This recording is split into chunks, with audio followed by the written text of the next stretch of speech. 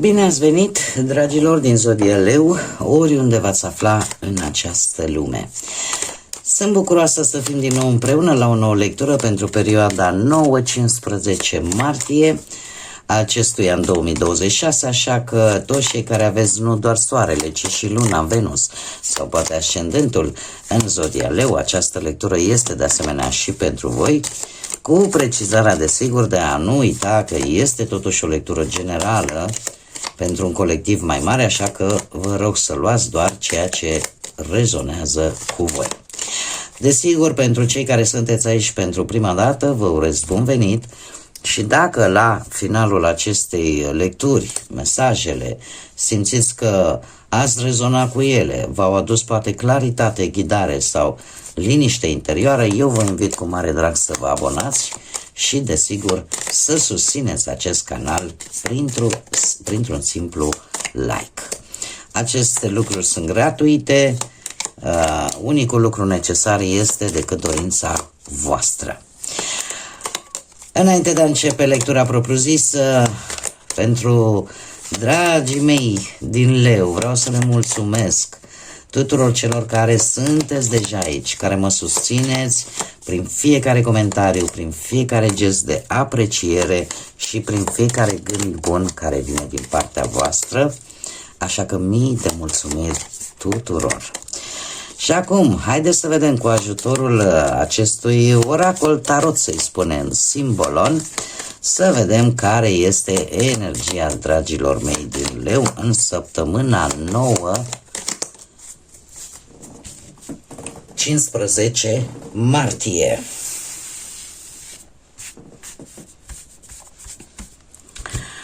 Să vedem.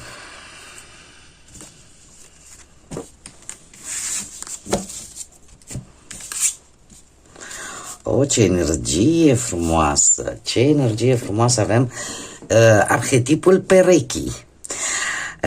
Cu precădere, probabil și pentru cei care aveți un ascendent în balanță, avem, desigur, pe Venus, care pune foarte mult accent pe viața sentimentală, dar de asemenea și, cum să spun eu, pe călătorii, de ce nu? Este o energie care îmi vorbește foarte mult de echilibru în relațiile voastre. Este o energie care ne vorbește de cealaltă jumătate a voastră sau partea, ca să zic așa, sentimentală a voastră. Dacă nu vorbește strict de o relație, că acum nu toți trăiți probabil sau aveți pe cineva în viața voastră. Poate unii dintre voi încă sunteți burlăcei, burlăcițe, dar ideea generală este că sunteți într-o perioadă în care posibil ceilalți să nu vă înțeleagă așa, să fiți destul de dificil de înțeles. Posibil să proiectați în exterior o variantă a voastră destul de complicată pe care ceilalți să o vadă destul de dificil. Este adevărat, nu vorbim decât de partea romantică, ci vorbim foarte mult mai mult pentru cei singuri, da? De găsirea acelei persoane ideale care să vă completeze. Iar dacă voi cumva nu găsiți această proiecție, nu găsiți această energie care simțiți voi că vă completează, cumva veți încerca, cel puțin în această săptămână, să vă înconjurați așa de persoane pe care voi cumva le alegeți în funcție de ceea ce vouă vă lipsește. E ca și cum să spun eu, a vă vedea pe voi prin ochii celorlalți. Este adevărat, mare atenție, pentru că puteți avea această înclinare de a crede că alții sunt vinovați de, de propriile voastre nemulțumiri. Există și acest lucru. Iar așa, per general, în această săptămână, dragii mei dragi, nu știu, aș spune că sunteți așa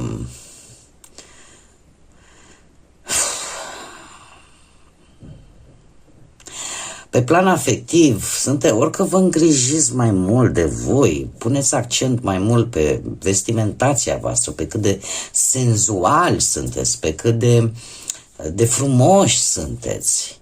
În general, puneți accent pe tot ceea ce pe voi vă face să vă simțiți bine, dar în același timp să știți că e o nevoie acută de iubire, se va simți o nevoie acută de recompense, de reușite, de dorințe care să înceapă să se activeze. Haideți să vedem acum și ce ne spune tarotul și să vedem ce vine pentru dragii mei din Leu în săptămâna 9-15 martie.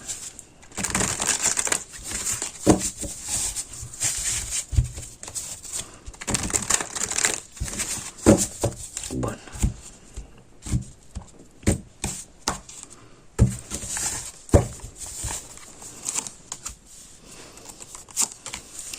O să râdeți.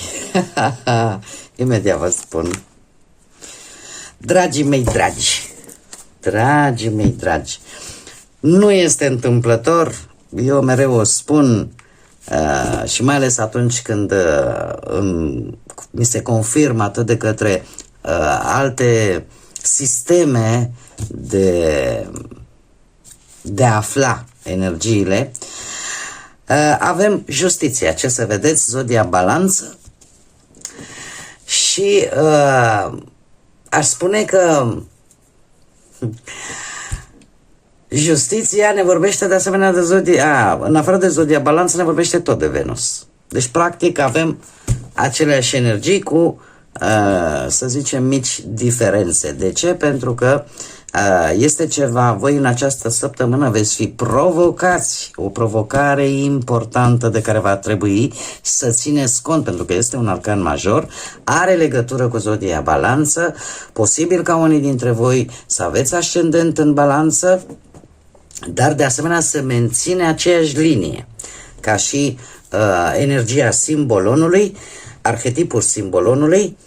Și eu aș spune că sunteți provocați în această săptămână să vă mențineți cât mai echilibrați, să vedeți că există o cauză și în urma ei apare și un efect, să fiți mult mai responsabili, vi se cere să fiți integri, să vă păstrați integritatea, mai ales dacă e vorba de chestiuni juridice, procese, să consultați acele personaje care să vă ajute, de exemplu, în rezolvarea unor, nu știu, documente legale, procese legale, da?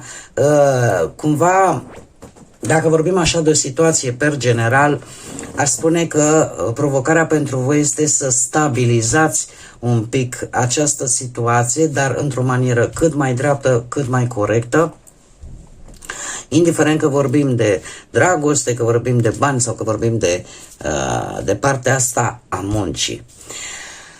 Dacă vorbim de muncă, ca să începem așa, de undeva, dacă vorbim de muncă, sunteți provocați să, nu știu, poate aveți parte de anumite asocieri, de toate tipurile. Pe parte profesională sau, nu știu, dacă sunteți în căutarea unui colaborator sau unui asociat pentru a face, nu știu, o afacere, atâta timp cât lucrurile se fac în litera legii, se fac corect. Și aș mai spune că aici este și un, cum să spun eu, un mic mare amănunt. Justiția, lăsăm la o parte că cere corectitudine, legalitate, vine totuși cu, cum să spun eu, cu o lipsă de rapiditate, dar în același timp se cere și un pic de, cum să spun eu, de vedere panoramică a situațiilor. Ce înseamnă asta? Că nu există neapărat alb și negru și să fiți atenți și la cele nuanțe de gri. Da? Să nu mergeți precum căluțul. Da? Să fiți atenți și la ce este stânga-dreapta, pentru că știu că se spune că justiția este oarbă și se ia strict după cum cântărește balanța. Dar în vremurile care le trăim, Această energie totuși vine și cu acest mic, mare și zic eu important amănunt. Revenind la partea asta profesională, aveți șansa să cunoașteți, cum să spun eu, să cunoașteți acele persoane, acei colaboratori, există șansa, da, să vă echilibrați din punctul ăsta de vedere profesional, dat fiind că avem și un 3 de monede la partea de resurse. Aș spune că munca în echipă vă poate ajuta foarte mult, mai ales dacă aveți un proiect în comun sau aveți o idee comună, da? Adică cumva vă arată că puteți obține foarte bune rezultate, chiar dacă asta implică și alte persoane care să vă ajute, indiferent că ele sunt poate colegi, colaboratori. Se insistă foarte mult pe colaboratori. Și chiar dacă vorbim de un proces, colaborarea poate cu un avocat foarte bun sau colaborarea cu anumite persoane care să vă poată ajuta în respectiva situație, va conta foarte mult în această săptămână. Și la finalul ei avem un as de monede care îmi spune că vi se va deschide practic o ușă foarte importantă, mai ales pe parte profesională, care să vă facă să obțineți poate un job important sau să primiți o nouă responsabilitate, dar care, cum să zic eu, să vă deschidă un pic porțile, să ieșiți poate din acest blocaj sau dintr-un anumit blocaj în care poate unii dintre voi ați stat. Tocmai de aceea și această energie a perechii care ne vorbește de acele persoane cu care tu te vei înconjura, pe care tu le vei alege în funcție de cumva ceea ce ție îți lipsește. Da? Și în felul ăsta ideile parcă vin prin ochii celorlalți. Dacă vorbim de bănuți, pe partea asta a bănuților aș spune că sunteți tentați, sunteți provocați în această săptămână, nu știu, să faceți anumite investiții pe termen lung. Acum, eu trebuie să vă spun că ideile pe care voi le aveți, cum am mai spus, sunt idei care posibil să se miște încet, dar să se miște într-o manieră sigură. Iar dat fiind că avem și 3 de monede ca și resurse pe partea banilor, aș spune că pot veni chiar recompense. Recompense în urma unei munci pe care voi ați depus-o, probabil în comun cu altcineva. Iar asul de monede, desigur, aduce rezolvări pe anumite situații financiare sau pur și simplu o idee pe care o veți avea și care să vă aducă chiar și un câștig de bănuți în plus. Dacă vorbim de viața sentimentală, justiția vine cu un moment în care relația are șanse să se stabilizeze, să treacă peste anumite conflicte, probleme și să meargă înainte. Dar cum? Cu adevăr. Chiar dacă poate unii dintre voi ați trecut prin niște conflicte anterioare în relația voastră, este o săptămână tare bună să regândiți profund, la modul cel mai sincer, dar și constructiv, propria relație. De ce? Pentru că avem aici un 3 de monede care îmi vorbește de anumite proiecte pe care, sau proiecte și viziuni comuni pe care le aveți cu celălalt din viața voastră. Da? Cumva aveți aceleași principii vis-a-vis de relație, aveți aceleași proiecte, aceeași viziune. Da? Lucrați bine în echipă. Cumva poate sunteți apreciați. Perechea voastră poate cunoaște ce valoare aveți și o apreciază și ar fi cumva, să zicem, în cazul în care ați traversat o perioadă, ar fi păcat să pierdeți aceste valori, aceste lucruri pe care voi le aveți în comun. Iar asul de monede, desigur, tocmai această conexiune bună în relație poate face ca relația se îmbunătățească și să, să meargă înainte.